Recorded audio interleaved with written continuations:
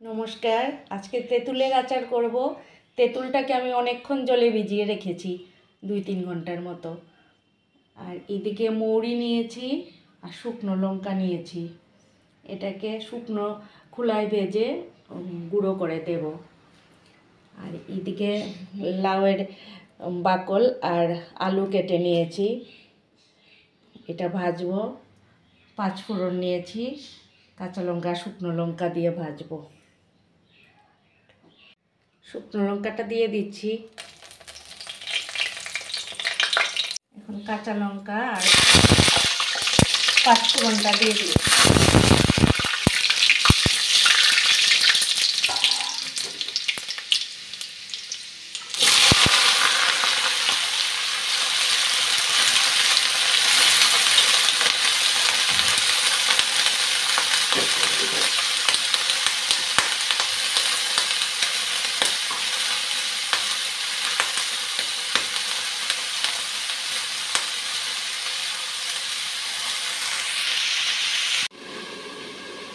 এখন এরকম কচলিয়ে বিচিগুলা তেঁতুলের সবগুলা ফেলে দেবো এরকম।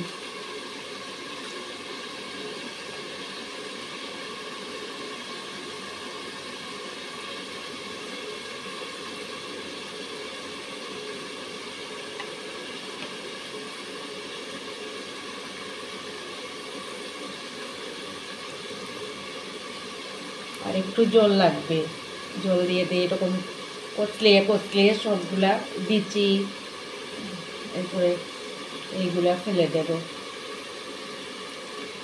তেঁতুলের কাঠগুলা সব নিয়ে নিয়েছি।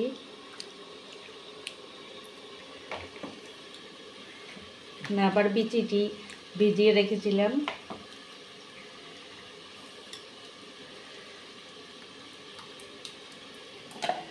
এখান থেকে অনেকগুলা ভিজে আছে।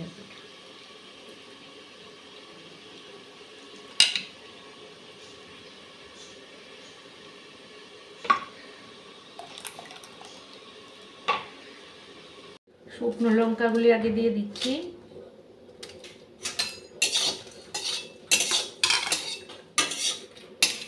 মৌরিগুলা দিয়ে দিলাম।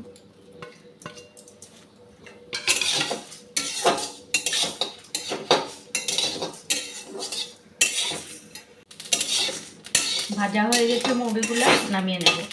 দিয়ে দিচ্ছি তেঁতুলের কাঠটা দিয়ে দিচ্ছি।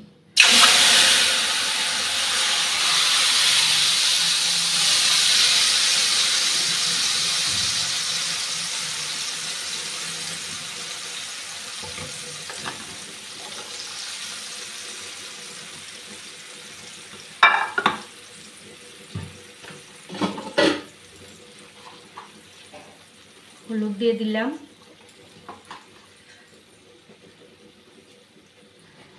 নুনটাও দিয়ে দিলাম, আর একটু দিয়ে দিই। চিনিটা আর একটু পরে দেব। দিয়ে নিয়েছি, জলের সঙ্গে দিয়ে দিয়েছি। ভিনেগার দিয়ে দিলে নষ্ট হয় না। এখন চিনিটা দিয়ে দিচ্ছি, একটু বেশি দেব, তেঁতুলে তো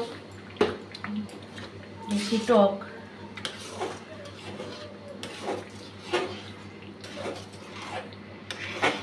এখন ভাজা মশলাটা দিয়ে দিচ্ছি।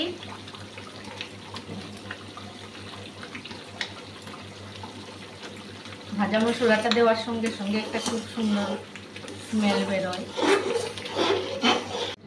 নামিয়ে নিয়েছি আচারটা।